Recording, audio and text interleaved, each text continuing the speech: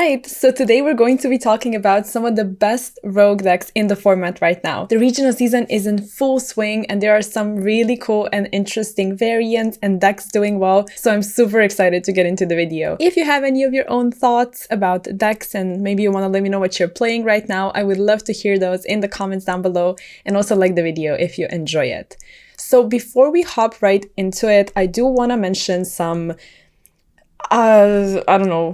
unclassified decks. It's Kashtira and Branded. Now, those two could be considered rogue, but they've been consistently doing really well. So I do kind of want to classify them as meta decks. So we won't be discussing them in today's video, but they are really good choices right now. And if you consider them rogue, you know, here's two more rogue decks that are doing well. Branded is just amazing because the engine is insanely strong and it's fairly consistent depending on how you build it. It just overall has a nice matchup against most of the meta. And also it's fairly accessible, so a lot of people are picking it up because of that as well. And as for Kashtira, you know, what more should I say besides Shifter? Like, I totally understand that Kashtira is nice on its own as well, but Shifter is incredibly important in the fire matchups. So with that out of the way, I do want to get into the actual top 5 decks I wanted to discuss. So the first deck is going to be Flunder, another Shifter deck. Like, Flunder is just always, until it gets hit, hopefully, fingers crossed, one day, going to shine in a meta where Shifter is really good and where there's specific broken cards that don't really affect Flunder. What I'm talking about is, for example, Princess. Like, one of the most important and strong interactions and interruptions would be Princess on a special summon, and Flunder doesn't really care about that. And there's also the fact that just everything that Flunder establishes is nice with dealing with other boards. Like, Empen is kind of an issue. Like, all of your links are going to be turned off, even if you do try really hard and put your effect monsters, like regular main deck monsters, in defense mode to activate their effects. So, like, you're probably losing to Ryza, Apex Avian, D-Fisher, which is another card that this deck decided to incorporate, and not to mention that Thrust is like the MVP of the format almost. There are so many hand traps in almost every single deck right now where Thrust is just going to be that much more impactful, and Flunder was always great at incorporating that card in the deck. So yeah, Flunder is around, and yeah, it's definitely here to stay as well, at least until the end of this fire-dominated meta that we are in right now. So let's talk about a deck that actually gets hurt by Shifter, at least to an extent, but it's another rogue deck that is doing well right now, which is Dragon Link. And this kind of surprised me, honestly. I figured the Dragon Link is going to fall off quite significantly, and don't get me wrong, comparing Dragon Link in terms of power to fire decks, like, the fire stuff is always going to win. Almost always, in my opinion. But what makes Dragon Link amazing is, like, the fact that Bestios are actually nice against the majority of the meta, and that includes fire decks.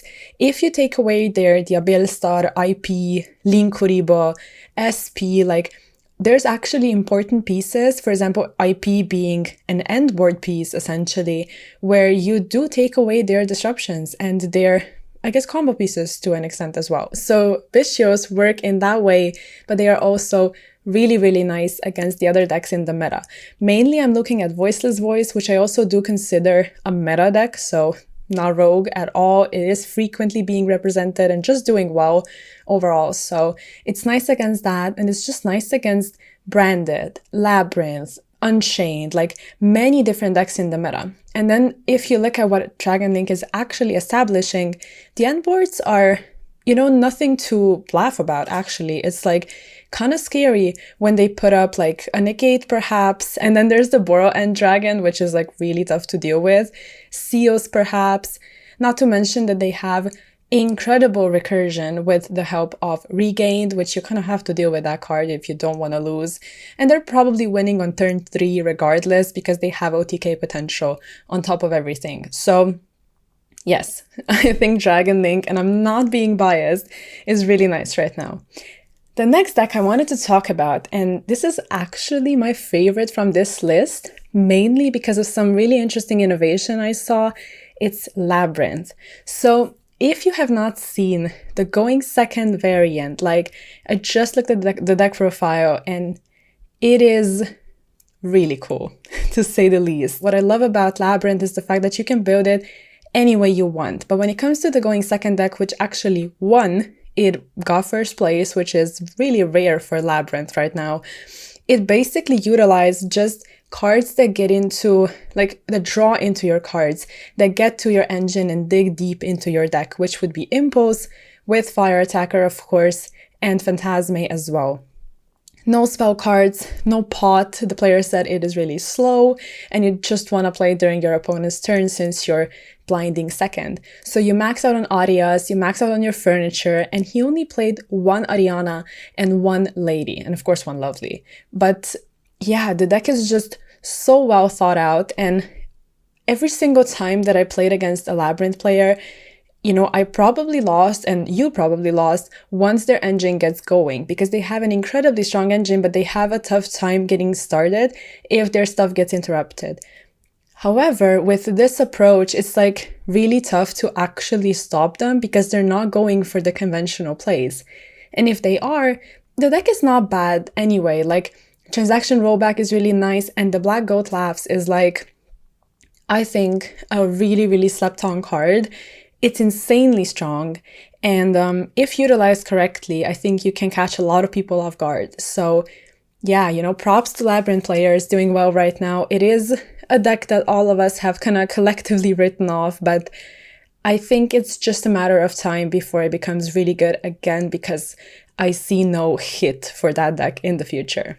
So there's that. And as for the next deck, I have to talk about Raid Raptor. Like, I'm not the biggest fan of this deck, if we're being completely honest. Like, I just don't really like these heavy combo decks because they feel really uninteractive. Like, you just build your board. If you get interrupted, you stop. You'll probably lose if your combo doesn't go through.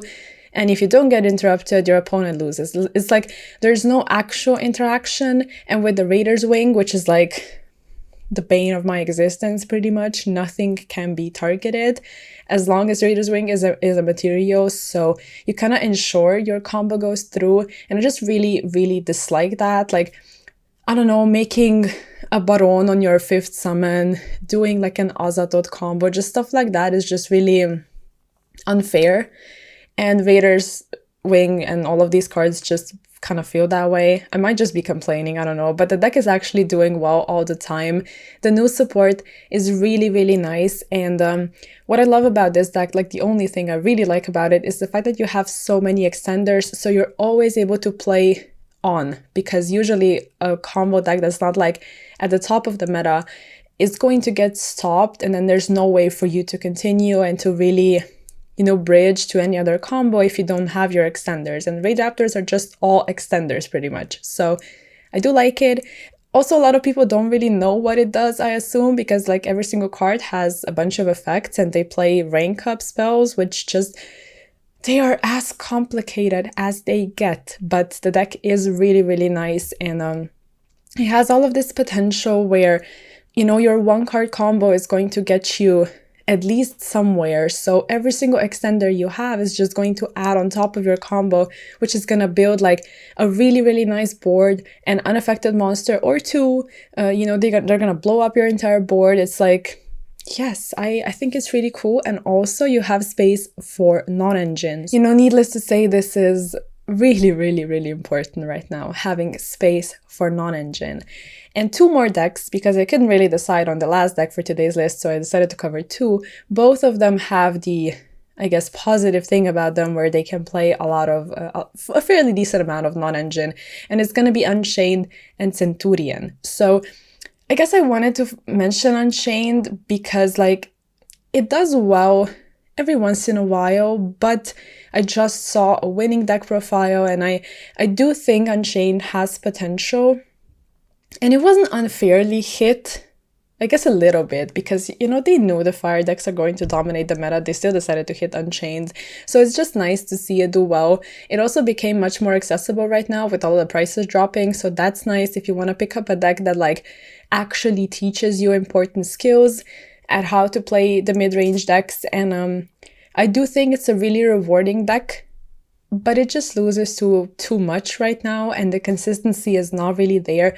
I still wanted to talk about it just because it does well, you know, every once in a while, like I said.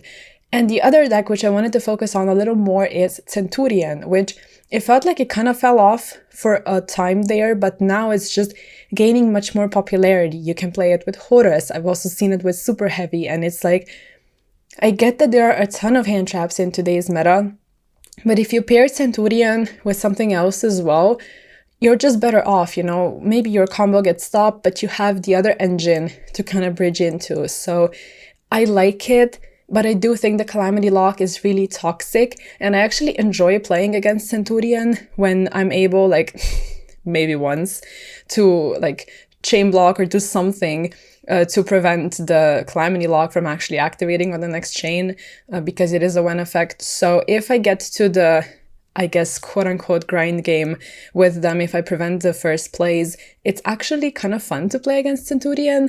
So I do hope they hit Calamity so we can actually, I guess, enjoy playing against this deck. And I do think it's nice. It has a lot of potential and a really cool just play style. Essentially, you get to summon all of those synchro monsters, and like, Blazer is scary. It is really, really scary. So there's that. And also, like I said, there's always an engine that complements the deck, plus non-engines. Yeah, I simply had to make today's list. So hopefully you enjoyed this video and you got to check out all of the deck lists and maybe got some inspiration for a deck you may want to pick up in today's format, because I'm pretty sure we're going to be stuck in it for a little while at least, you know? So yeah, like the video if you did like it, and I'll catch you in the next one.